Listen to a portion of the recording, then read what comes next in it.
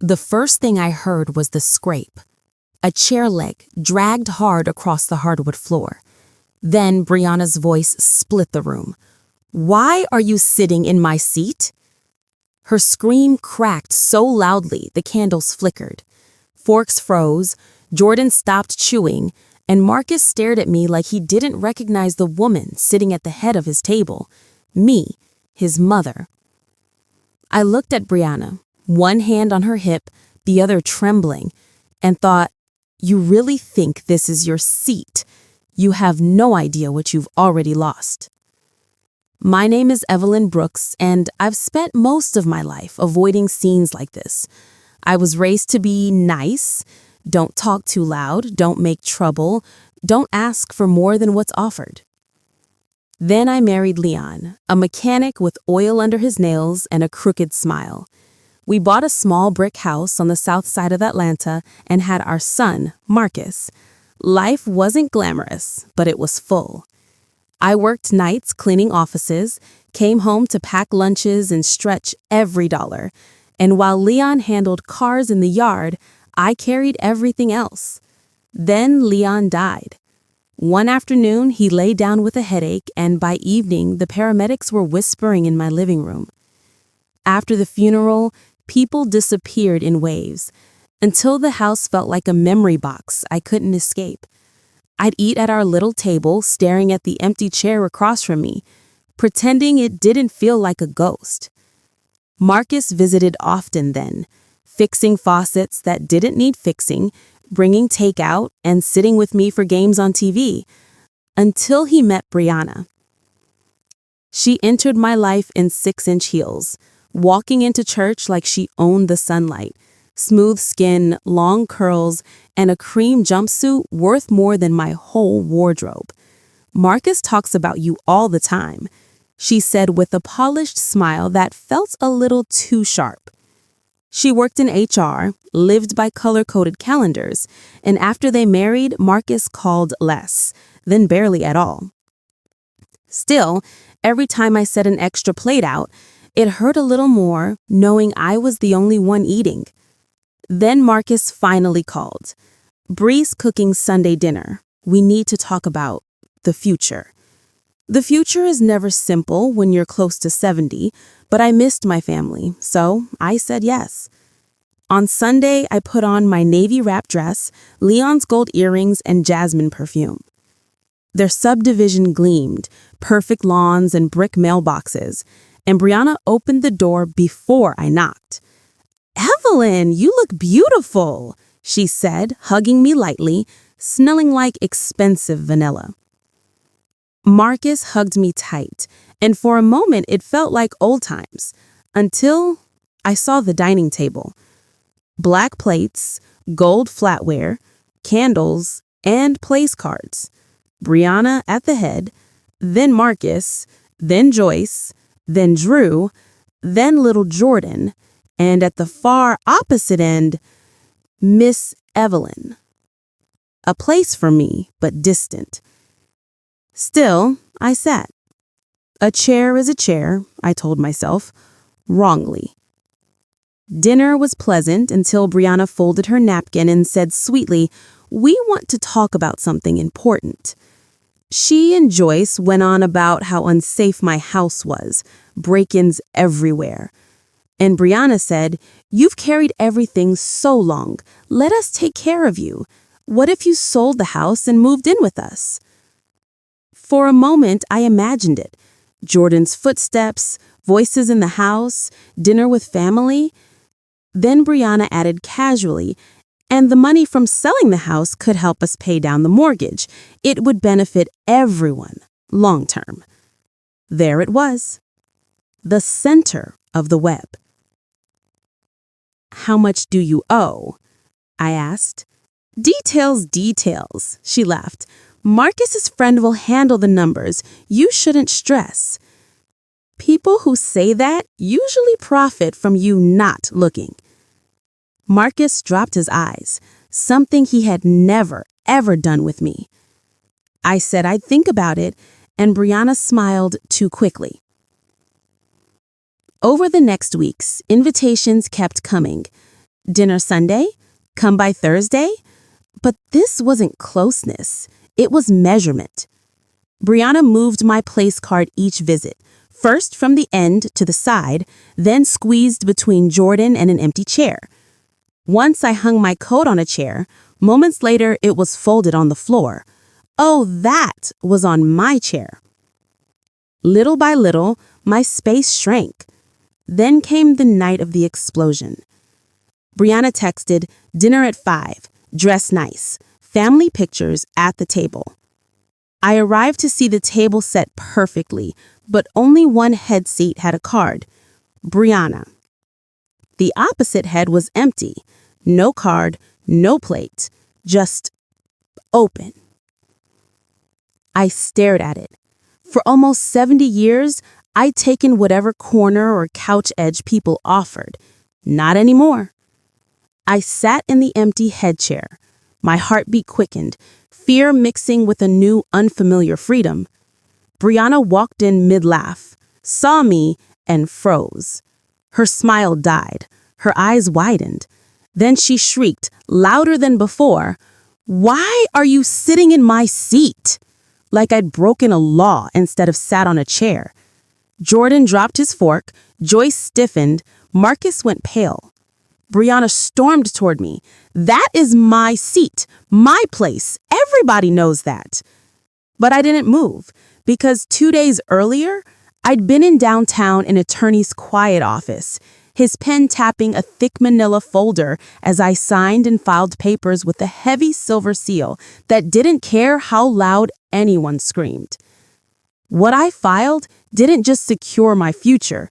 It was a ticking bomb with Brianna's name stamped on it. So, I met her glare, folded my napkin, and opened my mouth to say the one word that would tear her illusion of control in half.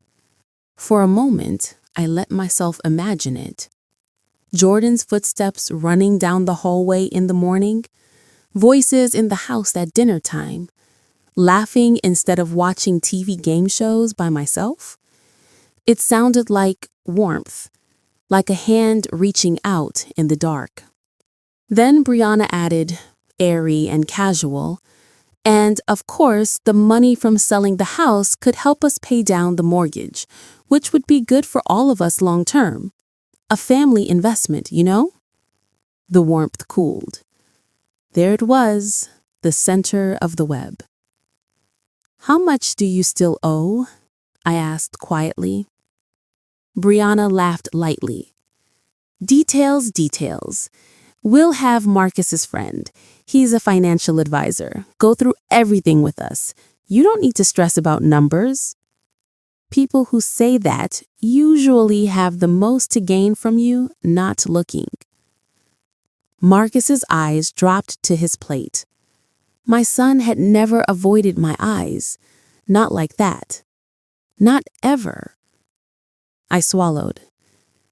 "Well, I appreciate you thinking of me," I said, "but let me think about it." A tiny muscle in Brianna's cheek twitched, then vanished behind her smile. "Of course, no rush at all. We just love you and want what's best." But something had shifted. I could feel it in the air. The conversation wasn't over. It had just gone underground. Over the next few weeks, the invitations kept coming. "Dinner at Sunday? Come by Thursday. We're trying a new recipe. Jordan's doing a school project. You should see it." On the surface, it looked like closeness. Underneath, there was something else. Brianna wasn't just hosting dinners. She was measuring me, seeing how much of my space she could move before I realized it wasn't mine anymore. One visit, my place card was moved from the far end to the side. "We're just switching up the flow," she said. "This layout photographs better." Another time, Joyce sat directly across from Brianna in the spot I had before. My name card was squeezed between Jordan and an empty chair. I told myself not to care. A seat is a seat. Until the day I hung my coat on the back of a chair near the head of the table. When I came back, my coat was folded neatly on the floor. "Oh, I moved that," she said, already walking away. "It was on my chair." My chair. Such a simple phrase. But in that house, it started to sound less like a comment and more like a claim. Inches, placements, names on cards. Little by little, my place kept getting smaller. The night everything blew apart, Brianna texted, "Dinner at 5. Dress nice. We're taking family pictures at the table." I arrived at 4:58. From the hallway, I could hear dishes clinking, low music, Jordan laughing. When I stepped into the dining room, I had to stop. The table looked like a photograph waiting to be framed. Candles lit, plates perfectly aligned, floral centerpiece just off-center like in magazines. At the head of the table, a place card read, "Brianna." At the opposite head of the table, nothing. No card, no plate. Just an empty chair, waiting. I stood there staring at it. For nearly 70 years, I'd taken whatever corner, couch edge, or extra chair people offered me. I'd gone where I was placed. Something in me decided that day, not anymore. I wrapped my fingers around the back of the empty chair. Maybe, I thought, I don't need a name on a card to prove I belong. I pulled the chair out and sat down. From there, the whole table looked different. I could see everyone, their faces, their lines of sight, the invisible threads of power running between them. My heart thumped, part fear, part something that felt dangerously like freedom. Footsteps approached from the hall, heels clicking on wood, soft laughter trailing behind. Brianna walked in mid-sentence. She saw me, stopped. Actually, the word came out smooth, quiet, and sharper than anything I could have shouted. It landed in the middle of that perfectly staged dining room like a dropped blade. Brianna blinked, stunned that I had the nerve to interrupt her, let alone challenge her. "Actually," I repeated, folding my hands in my lap, "I'm right where I'm supposed to be." The air shifted. Not loud, not dramatic, just a soft tightening that made every person at that table sit up straighter. Marcus looked confused, glancing between us as if the language we were speaking wasn't one he understood. Joyce froze mid-sip. Drew sank back in his chair. Jordan stared at me like I had suddenly become the most interesting person in the world.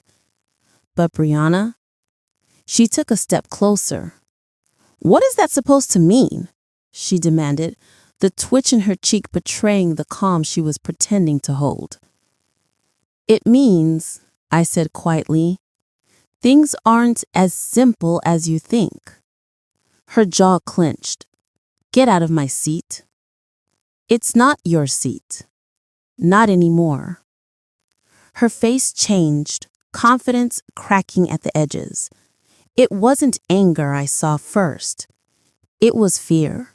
Tiny, sharp, involuntary, the kind that slips out when someone realizes they no longer run the room. Marcus swallowed. "Ma, what's going on?" I didn't answer him yet. I kept my eyes on Brianna, watching calculation flicker behind her pupils. She wasn't fighting over a chair.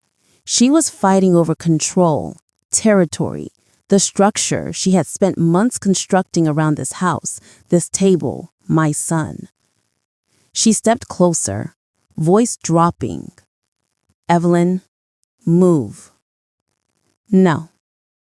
The simplicity of the word hit harder than any speech I could have given. I'd said yes to everyone my whole life. Family, employers, neighbors, people who took and took because they knew I wouldn't push back. But not today. Not to her. Brianna leaned forward, palms on the table. You are sitting in my position. No. I'm sitting in the position that belongs to the person with actual authority. Authority? Ma, what are you talking about? I finally turned toward him, my voice softening. Baby, you know I love you. I love you too, Ma, he murmured, confused. But before he finished, Brianna cut in sharply. Don't talk around it, Evelyn. Say what you're trying to say. So, I did.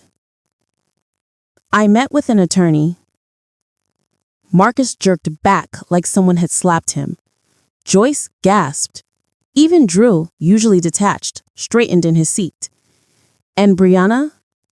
Her whole face drained of color so fast it was almost impressive. She tried to cover it with a dry laugh. Okay, and what does that have to do with anything? A lot, I said. What attorney? For what? I lifted my chin. For the house. Silence spread across the table like spilled water. My house? He whispered. No. Our house. Brianna's head snapped toward Marcus, panic flickering across her features before she smothered it again. Marcus blinked multiple times. Ma, what does that mean? It means I put you on the deed. Every person in that room inhaled at once. The candles flickered as if the air itself had been pulled backward. Marcus stared at me, stunned. His mouth opened, closed, opened again. Brianna broke first. Why would you do that without talking to us? Us? I echoed. Since when did my home decisions require your approval? She flinched. Joyce jumped in, her voice too high. Now, Evelyn, nobody said... Joyce, I said calmly. Your daughter told me the money from selling the house would benefit us all. Marcus's head whipped toward Brianna, panic flickering across her features before she smothered it again. You said that. Marcus, listen. He lifted a hand. Just answer the question. She hesitated, too long, far too long. Then she folded her arms and said, I said it would help the family because it would, and she's alone. She needs... That's enough, I said gently, but immovable. I know exactly what you were trying to do. Brianna scoffed. Oh, here we go. You moved my coat to the floor. Her mouth tightened. You made sure I was always seated far from everyone else. That's not... Evelyn, don't be dramatic. Dramatic, I smiled, small and tired. You've been shrinking me 1 inch at a time. And you thought I wouldn't notice because I'm old, or lonely, or grateful. Brianna's face darkened. This is ridiculous. What's ridiculous? Is thinking you could push me out of my own family, and then push me out of my home. Marcus rubbed his forehead. Ma, why didn't you tell me you were adding me to the deed? I said softly, because I didn't want anyone manipulating you, especially someone who sees me as a problem instead of family. Brianna snapped her fingers toward Marcus. You hear that? She's trying to turn you against me. No, Marcus said quietly. I think you did that all on your own. Her head whipped toward him so fast, her curls swung. What is that supposed to mean? She demanded. It means, he said, voice trembling but steady. I've been watching. I didn't want to believe it, but Ma's right. Brianna stared at him like she'd been slapped. He took a slow breath. Can I see the deed, Ma? I nodded. It's in my purse. I walked toward the entryway, my steps echoing through the quiet house. Behind me, Brianna whispered furiously to Marcus, accusing, pleading, shifting blame like someone drowning who would grab anything, anyone, to stay afloat. Marcus's voice cut through hers. Stop, Brianna, stop. The room fell silent. I returned with the envelope, the attorney's seal catching the chandelier light. When I handed it to Marcus, his hands shook. He stared at his name, my signature, the raised emboss from the county clerk. Ma, he whispered, emotion thick in his voice, you didn't have to do this. For the first time in years, you were looking to me, and that's exactly why I did it. Behind him, Brianna exploded. This is manipulation. This is toxic. She's cutting me out of decisions. She's trying to break this family. Sit down, Brianna, Marcus said, voice low and final. She went silent. Shock froze her face. Marcus pointed at the chair, not the head seat, not the place she had claimed for herself, just a chair. Sit. Her nostrils flared, her eyes burned, but she sat. For the first time since I'd met her, she sat down because someone other than her commanded the room. Marcus turned back to me. Ma, he murmured, voice soft, finish what you were going to say. His eyes weren't confused anymore. They were clear, present, ready to hear me. And for the first time in my adult life, I felt something warm and solid settle inside me, a voice that mattered.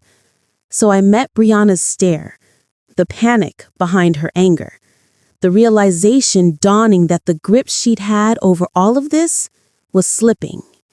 Then in one quiet breath, I said the word that ended her illusion of control. Ownership.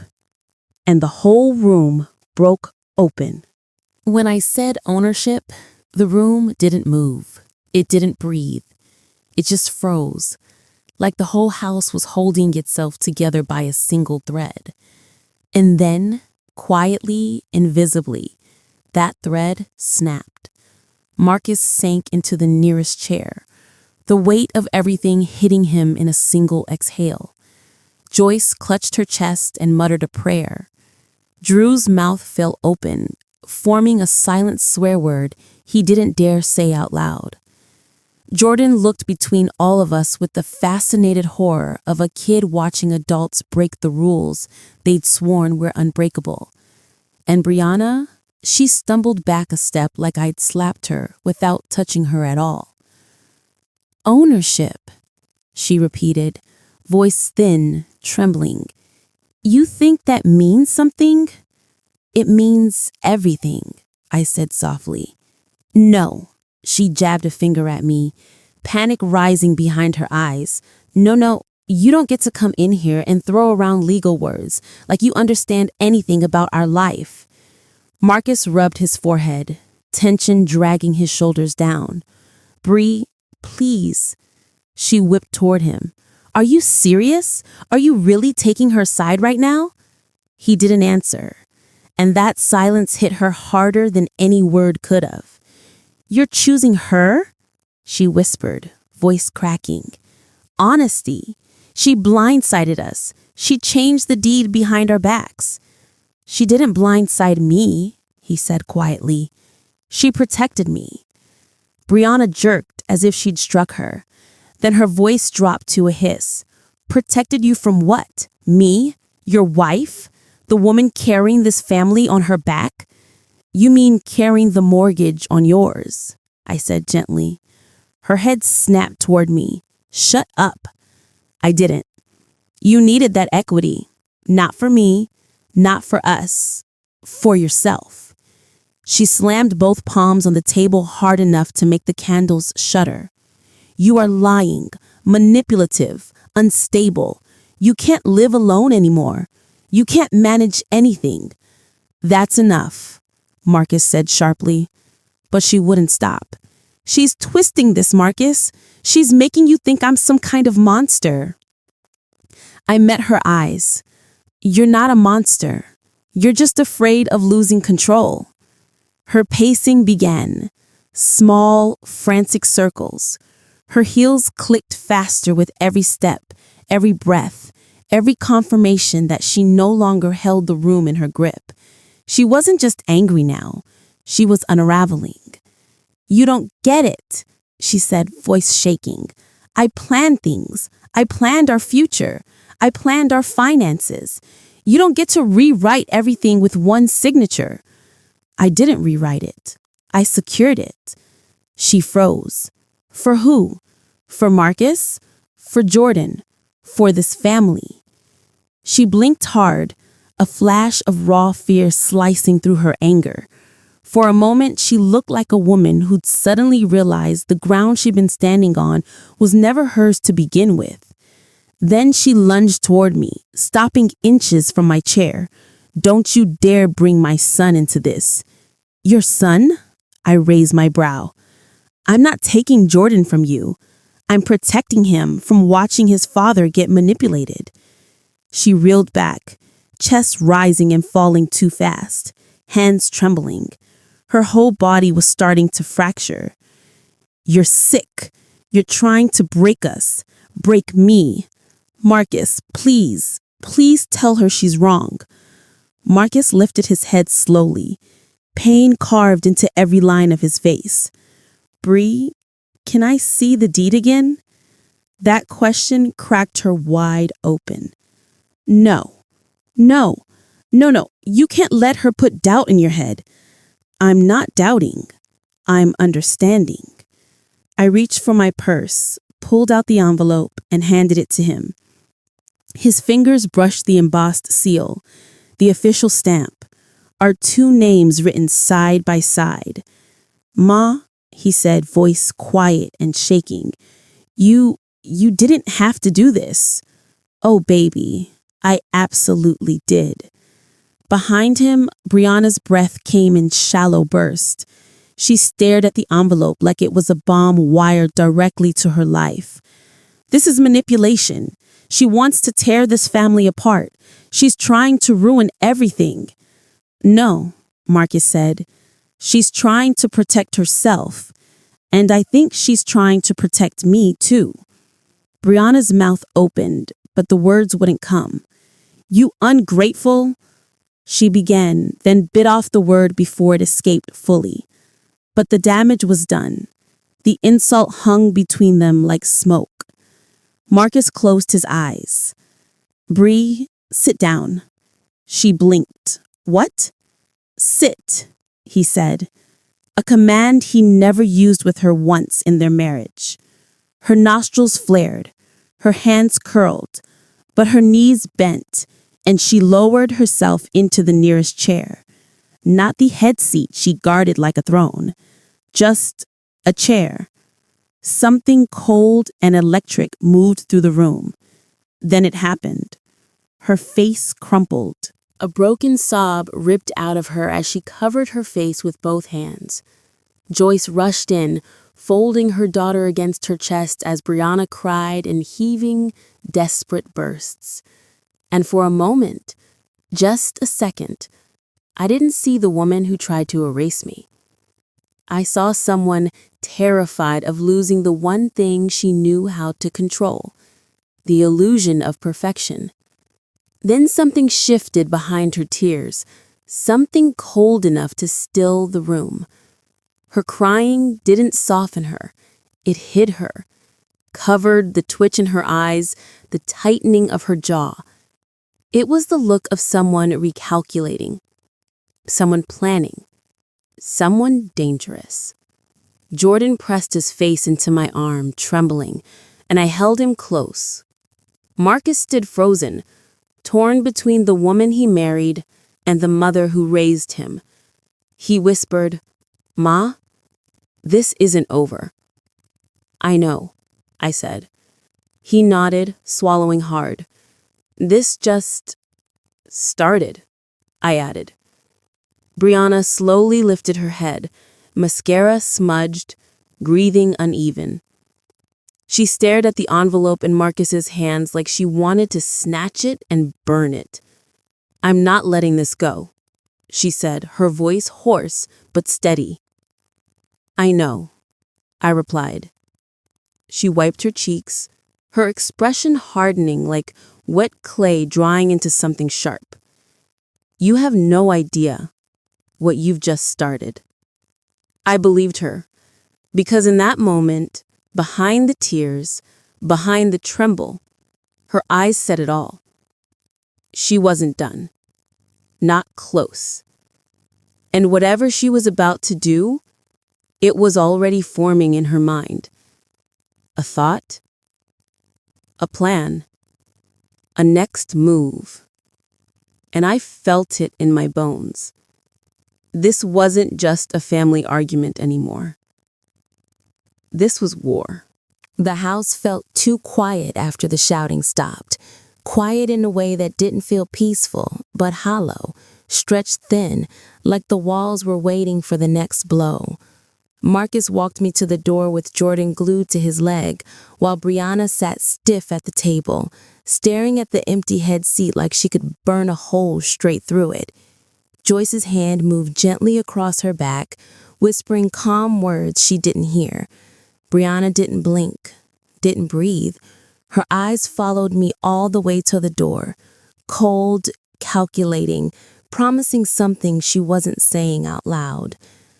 Outside, the air clung to my skin, thick with humidity and unfinished business. Marcus hugged me tightly, breath shaky. "Ma, I'm sorry," he whispered. "I didn't know things got that bad." I smoothed the hand across the back of his head the way I had when he was small and the world overwhelmed him. "It's all right, baby," I murmured. "Seeing the truth is enough for today." Jordan reached up, wanting a kiss, and I leaned down, pressing my lips against his warm forehead. "Grandma loves you," I whispered. His little hand squeezed mine before Marcus guided him back inside. The door closed. The porch light buzzed quietly, but something else, something unseen, pressed against the back of my neck. I turned sharply, expecting Brianna to be silhouetted behind the window blinds, but the windows were closed, the yard empty. Still, the feeling clung to me all the way to the curb. My rideshare arrived, and as the car pulled away, I turned for one last look. Behind the blinds, a tall shadow moved. Not fast, just enough to let me know it was there. When I got home, the quiet wasn't comforting. It felt tight, coiled, waiting. The house smelled faintly of pine cleaner and old memories, things that used to soothe me.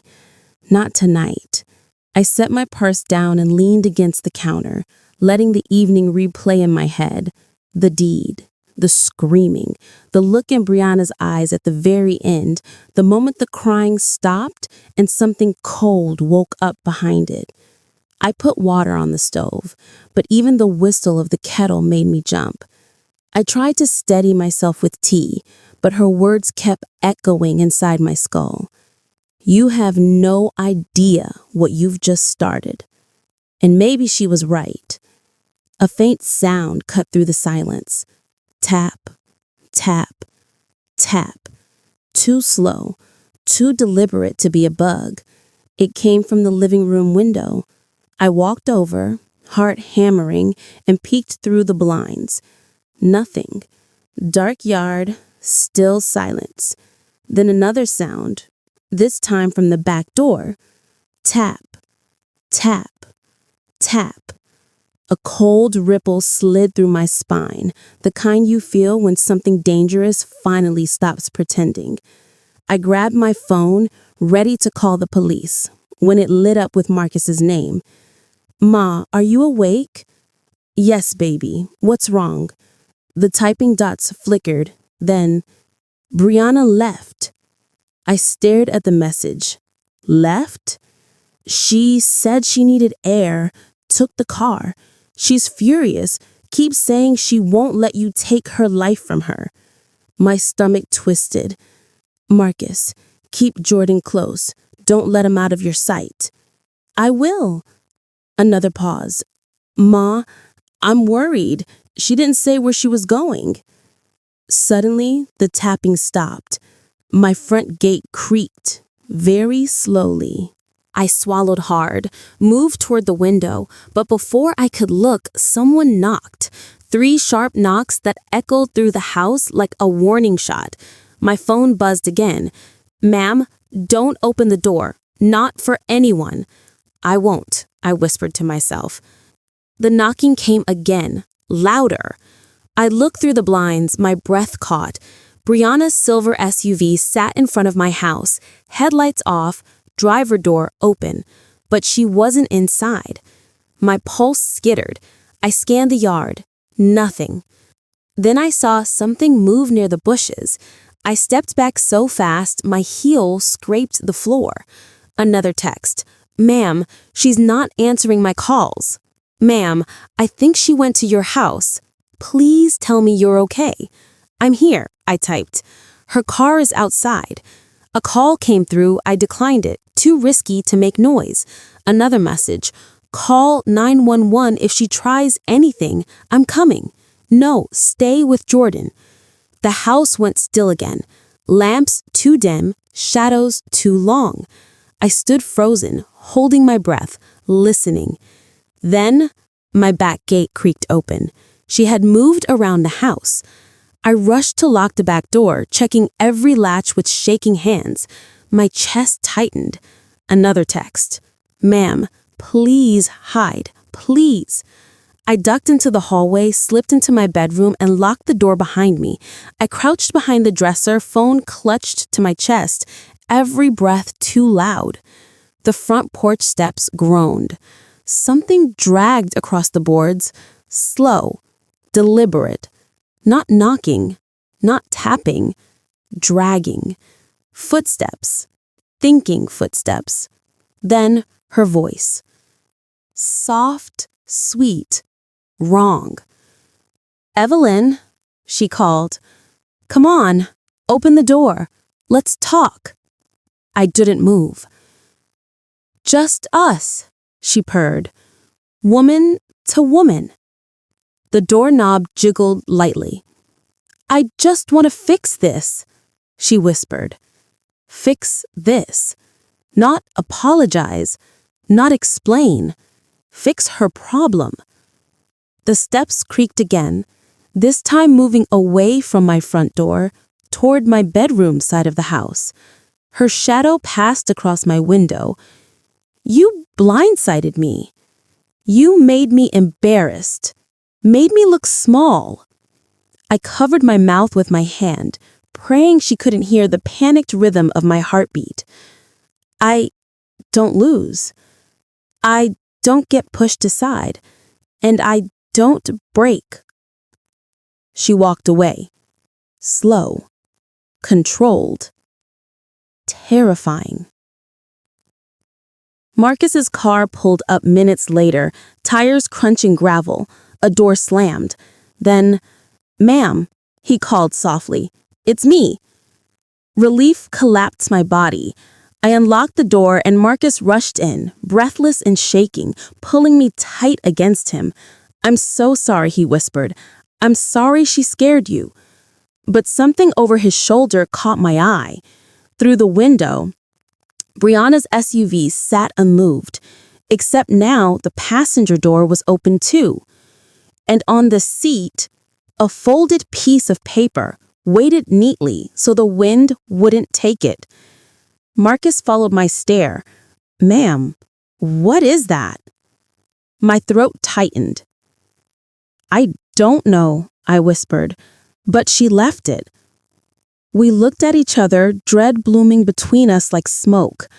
Whatever Brianna wrote on that note, it wasn't forgiveness. It was a warning, a threat, a promise.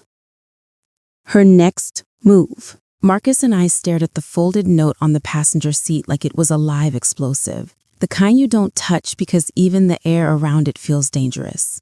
Neither of us moved. The street was too still, the night too heavy, the silence too expectant, as if the darkness itself wanted to see who would break first. "I'll get it," Marcus whispered, fear tightening the edges of his voice. But I grabbed his arm. "No, you don't know what she's thinking right now." His eyes flicked across the yard, scanning every shadow, every corner, like he half expected Brianna to step out from behind the hedges. "She's not here, Ma." But he didn't sound convinced.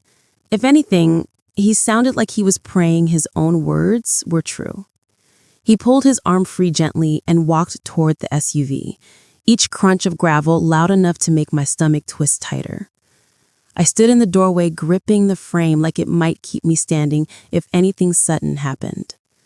As Marcus leaned inside the SUV and lifted the note, something deep in my chest locked tight. He opened it under the porch light, and the look on his face, fear, disbelief, anger, heartbreak, hit him all at once like a slap. "Marcus, what does it say?"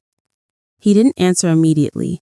He just turned the paper toward me, hands shaking hard. Two words. Two words written in thick, angry strokes. "You next." A cold metallic fear slid down my spine. Marcus crushed the note in his fist like he wanted to tear the threat out of existence. "She's lost it," he whispered. "She's really losing it." "She's angry," I said. But even to my own ears, my voice wasn't steady. Angry people say things. But I knew better. This wasn't just anger. This was Brianna slipping into a place beyond reason. A place built from obsession, entitlement, and a need to reclaim control at any cost. Marcus raked both hands over his head. "We're calling the police." "And say what?" I asked. "That my daughter-in-law drove to my house at midnight to whisper threats?" "Yes," he snapped. "She left a threat in writing." "They'll call it a domestic dispute. They won't act until it's too late." Marcus's voice cracked. "Then I'm staying here." "No," I said instantly. "Jordan needs you." And then, for the first time since he was a boy, I saw a different fear in my son's eyes. Not fear for me. Fear of what his wife might do next. "Ma, I can't leave you alone." "I'll be okay." "But Jordan can't protect himself. Go home, lock your doors. Keep him in your room. Don't leave him alone, not for a second." Marcus nodded reluctantly. "I'll call every hour." Good. After he left, the silence thickened, pressing against the house like a second skin. I locked every door, checked every window, shut every curtain. But even then, I couldn't shake the feeling that Brianna's eyes had been inside these walls long before her footsteps ever were. That she'd been studying my space, learning it, mapping it. I tried to sleep, but sleep edged around me like it didn't want to come close. Every sound felt too sharp, every shadow too dark. Around 2 a.m., my phone buzzed. "Marcus, she's home." Relief loosened something in my chest until the next message came. "She's casing, crying, laughing. She keeps saying she ruined everything." My stomach tightened. "Is Jordan with you?" "Yes. Door locked." "Good. Don't leave that room for anything." I didn't let myself imagine anything more. At some point, exhaustion dragged me into a thin, restless sleep. I woke at 5 a.m. to my phone vibrating again. "Ma, something's wrong." My heart seized. "What happened?" "She's in the kitchen, staring at the wall." "Is she holding anything?" "A mug, but she's not drinking." A mug. just clutched in her hand like an object she forgot the purpose of. Marcus, do not go near her. I won't. Another message. She's whispering. My fingers shook. What is she saying? His reply came instantly. She took everything from me.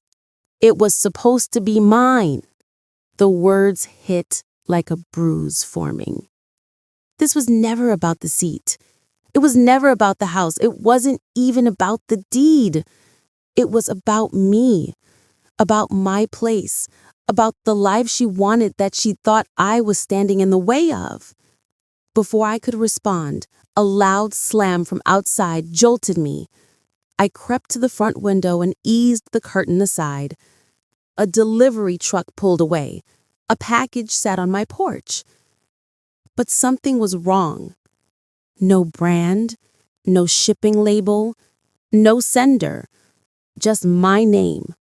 Written in heavy, carved-in marker, letters pressed hard enough that even from the window I could see the strokes cutting into the paper. A chill slid through my bones. My phone buzzed again. Marcus. Ma, she left the house. My blood turned to ice. I stared at the package. A note last night, a package this morning. Escalation. Marcus, call 911 now. Instead of confirming, he wrote, Ma, come to the window. I hurried back to the bedroom window, lifted the curtain, and nearly screamed. Marcus was in my yard, breathless, wild-eyed, like he'd run the whole way without stopping. He lifted both hands slowly. Don't move, he whispered through the glass. She's nearby. My knees nearly buckled. I rushed to the door, let him in, and he locked it behind us. She left the house before dawn. Just walked out. No coat, no shoes, nothing. She took my car. I blinked. Your car? He nodded. She knows you can't track it. That single detail landed like a punch.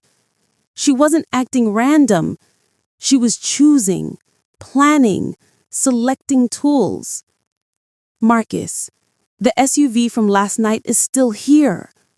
I know, he whispered. That's why this is so bad. He pointed to the porch. She left something. That package. I stared at it. Brown paper, edges taped unevenly, the faint shape of something heavy inside. The handwriting dug into the fibers like the marker was pressed with anger. We shouldn't touch it, I said. I already did, he admitted, shaking. I checked before I ran inside. My breath caught. What's in it? He swallowed. It's not dangerous, but it's not good. Marcus lifted the package gently and brought it to the table. The weight of it made my stomach clench. I unwrapped the paper with trembling fingers. Inside was a photo album. My wedding album. The air left my lungs. She had been in my house. Not last night, not this morning. Before any argument, before any deed, before I even knew she resented me this deeply. She walked through my rooms, opened my drawers, touched my memories. I flipped open the album, and on the first page was a note. Same handwriting, same carved strokes, same anger. You took my spot. Now I'll take yours. My vision blurred. Marcus grabbed my shoulders to steady me. She's not thinking clearly, he said. She's unraveling. But something sharper than fear rose inside me. No, I said quietly. She's thinking very clearly. Marcus frowned. Ma, She never meant the seat, Marcus. She never meant the seat. He stared at me confused. She meant my place, I whispered. In this home, in this family, in this life. Marcus's throat worked hard. Ma, what do we do now? I looked down at the album. My past violated, my present threatened, my future in her crosshairs. My fear hardened into something else. Resolve. We finish what she started. And this time, we do it legally. The morning light had barely touched the windows when Marcus and I sat frozen at my kitchen table, the wedding album still open between us, Brianna's carved threat staring up like a bruise that wouldn't fade. The house felt hollowed out, holding its breath after the night we'd survived, and even though the sun was rising, nothing felt safe yet. "Ma, we can't wait anymore," Marcus whispered, voice thin with fear. "We need the police." For the first time since this nightmare began, I didn't argue. I nodded, and he called, explaining everything with a trembling voice. The stalking, the window tapping, the threats, the package on my porch. The wedding album she had taken from my home weeks before any of us knew she was unraveling. When he hung up, he sank into the chair like the breath had left his body. "They're on the way."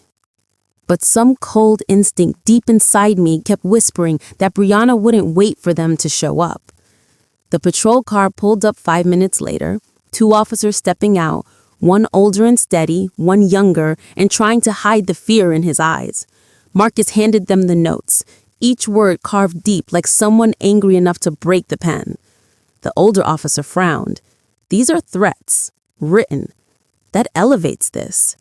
"She was outside the house last night," I said softly, whispering through the walls, trying the windows. The younger officer swallowed hard. "Ma'am, this is dangerous." Marcus paced behind us, rubbing his hands together until the skin went pink. "She took my car. She left her SUV here and took mine. She's planning something. I know she is." The older officer radioed the car description and plate. "All units be advised." Before he finished, dispatch cut through, voice tight. "Vehicle found abandoned on East Side Bridge, driver not present." Marcus's face drained. "That's 10 minutes from here." The officers stiffened. One told Marcus to stay, but he shook his head violently. "She's my wife. I need to be there." The older officer stepped forward. "Sir, she's unstable. Your presence could escalate her." "Or calm her," Marcus shot back. "She needs someone she recognizes." I gripped his wrist. "Marcus, don't go after her alone." His eyes filled with a sorrow I'd never seen in him before. "Ma, if she hurt someone because I wasn't there," I squeezed his hand. "Then you go with the police, nowhere else. Promise me." He nodded, barely, then followed the officers out, trailing behind them in my car. I watched the red and blue lights fade down the street, praying he would come back in one piece. But 10 quiet minutes later, too quiet, something shifted inside the house. A small sound, not outside, not on the porch, inside, like a footstep, slow, bare, close. My breath stopped mid-chest. I turned toward the hallway, heart hammering, skillet already in my hand from muscle memory of fear. My bedroom door, slightly ajar when I woke, now inched wider with the softest creak. Another sound, fabric brushing the wall. Then a whisper slid into the ear, soft and familiar and full of venom she didn't bother to hide. "Evelyn." My blood iced. She never went to the bridge. She never left in Marcus's car. She never fled the neighborhood. She walked here, hours ago, and hid, while we called the police. While the officers stood inside my doorway, while they talked to us, while Marcus explained everything, she had been here, listening, watching, waiting. The hallway light flickered as her shadow spilled into view. Her hair was wild, tangled across her face, mascara smeared down her cheeks in jagged streaks, and clothes wrinkled like she'd been lying on the floor. And her eyes, my God, her eyes were so calm they were terrifying. "You took my place," she whispered, stepping forward like a predator testing distance. "You took everything that was supposed to be mine." "Brianna, you need help," I managed, though my voice shook. She tilted her head, a smile cracking at the edges. "I needed my husband, my child, my home, my respect." She stepped closer, eyes locked on me like I was prey. "But you came back into his life, and they ran right back to you, like I was nothing." She lunged. Instinct took over. I swung the skillet, the iron clanging against her forearm.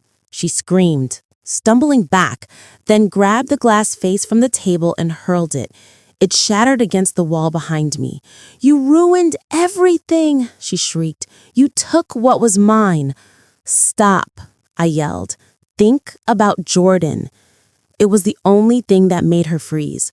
For half a second, a crack formed in her madness. Fear? Love? Grief? I couldn't tell. But then, red and blue lights swept across the windows. A voice boomed outside. "Police, come out now." Brianna turned, eyes wide. Then she bolted toward the back door. "She's running!" I screamed. "She's going out the back!" Officers were already moving, sprinting into the yard. They cornered her by the fence as she tried to climb it frantically, slipping, cutting her hands, screaming her delusions into the air. "It was supposed to be mine! She stole my life! I did everything right!" They pulled her down gently but firmly, cuffing her as she sobbed and fought and begged and cursed. Marcus ran into the yard seconds later, eyes soaked, out of breath, collapsing into a half kneel near her. "Brianna, baby, what are you doing?" She turned toward him with a broken softness, her voice barely a whisper. "I just wanted to belong." His face crumpled. "Not like this," he said. "Not like this." They led her to the cruiser, and as she passed me, bruised and shaking, she stared with exhausted hatred. "You replaced me," she whispered. And all I said in return was, "No, you replaced yourself." Once the cruiser door shut and the sirens faded, the yard fell into a heavy, aching silence. Marcus came to me slowly, like every step toward me unraveled something inside him. "Ma," he said, voice breaking, "I didn't lose my wife tonight. I lost who I thought she was." I wrapped him in my arms. "Baby, you didn't fail her. You didn't fail anyone. She hid this from all of us." He pulled back, tears streaming. "I should have protected you sooner." I cupped his cheek. "You protected the person who needed you most, your son, and now you're here. That's what matters." Hours passed. Statements were taken. Officers apologized for missing that she was inside. A restraining order was filed. Joyce took Jordan home.